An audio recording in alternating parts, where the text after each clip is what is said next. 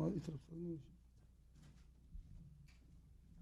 الله الرحمن الرحيم نحمده ونصلي على رسوله الكريم وبعد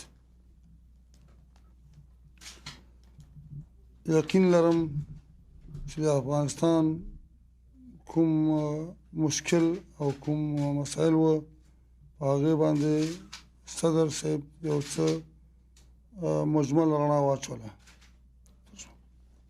In the name of God, the merciful and the compassionate. As far as the Afghan problem is concerned, the President has shed light on some important points. او کوم وعده او تعهدات چې په دې کې دوی وکړل موږ یقین لرو چې په هغه باندې به دوی وفادار پاتې شي. I have no doubt that the U.S. promises of support and commitment to the Afghan cause will be honored in the future as it has been in the past.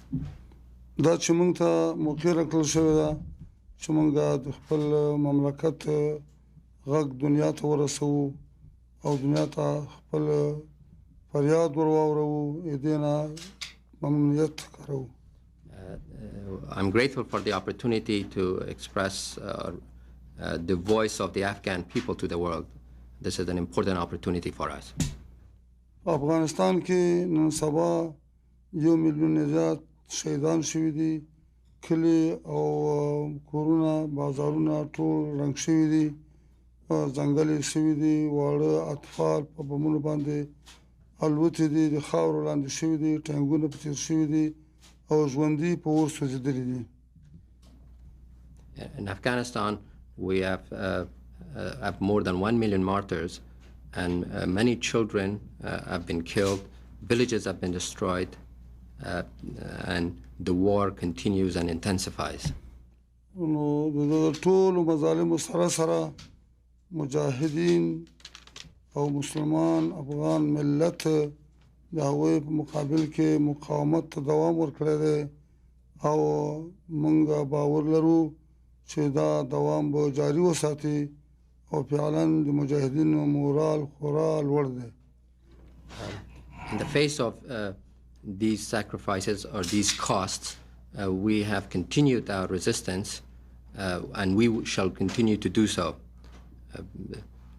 The morale of our resistance is very high and we shall continue with our struggle. زمونږ د حالاتونه لري خلک البته د دې جنگ واقعي تصور نشي کولای خو که دوی د ملل متحده د فیصلو په مقابل کې چې په اکثریت مطلقه سره د دوی د فوري بلا قید و شرط خروج تقاضا کوي د هغې مقابل کې د دوی ودرېدل او د دوی ملاتړ وګوري نو دوی به پوه شي چې د ټول نظامي مظالم هم په دغه سویه باندې جاری دي.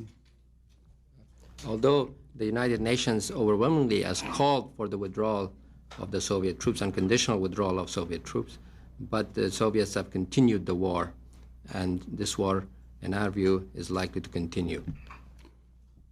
د روسانو فشار او قوت افغانستان ته یوازې د افغانستان لپاره متوجه نه دی بلکې دوی غواړي په افغانستان کې خپل صلاح او عسکر ټریننګ کړي او بیا د افغانستان نه د شرق میانه خلیج او غرب امریکا او دوی لپاره یو مورچل جوړ کړي. In our view, the struggle in Afghanistan is not only for Afghanistan. The Soviets are using Afghanistan as a base for training their forces and using their weapons, but they also would like to use Afghanistan, should they be victorious, as a base from which they will threaten the Persian Gulf, the Middle East, and Western interests in general. ځکه نو دغه مشکل او دغه قضیه یوازې د افغانستان قضیه نشو بللی بلکې دا جهاني او د ټولو صلح دوستو ملتونو مسئله ده. This is therefore an issue that involves not only the Afghans but the rest of the world, especially those who are seeking peace. او ټول ملتونه وظیفه لري مکلفیت لري چې د افغانستان د مهاجر مجاهد سره هم بشري کومکونه او هم نظامی کومکونه او هم سیاسي کومکونه جاری وساتي او پاره کې زیاتوالی راولي. As a result, it's important that in these countries should continue their humanitarian and other support for the Afghan resistance, and in fact should increase it.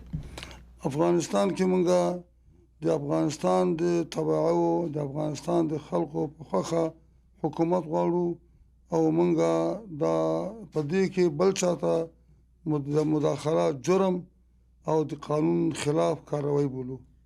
In Afghanistan, it's only the Afghan people that should determine the future government. We do not accept any right on this issue and do not accept interference by anyone as far as this issue is concerned. مونږ باید دنیا ته اطمینان ورکو چې په افغانستان کې چې مونږ کوم رژیم غواړو دا افغان مسلمان تر اوسه پورې په چا تجاوز نه دی کړی د چا حقوق نه دي سلب کړي ټوله دنیا باید د دې نه مطمئنه اوسي چې په دې کې کوم رژیم مونږ قایم کوو هغه به د بشریت خیرخواه وي او هغه به د همیشه دپاره د مظلومانو په خوا کې ولاړ وي. The world should rest assured that no matter what kind of regime the Afghans establish out of their own free will, that regime will not threaten anyone's interest and shall observe all international laws and live in peace with all its neighbors. خلاصه خبره دا ده چې افغانستان تحریک به د افغانستان تر آزادېدو پورې روان وي او په افغانستان په سرنوشت باندې بل چاته موږ حق نشو ورکولی.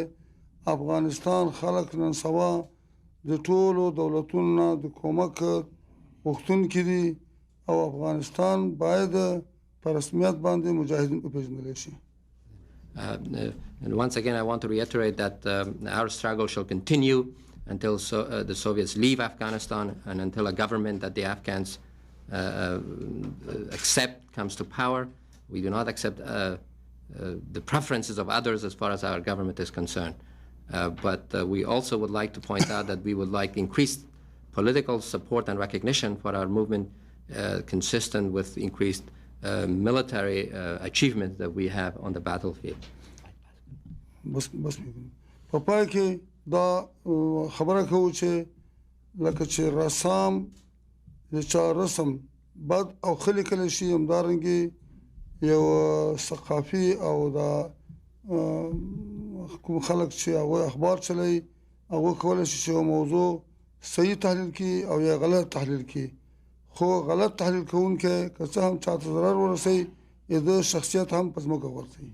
And then I would like to call on the press to give adequate and correct information and analysis of what goes on in Afghanistan. That was the last point that the chairman wants.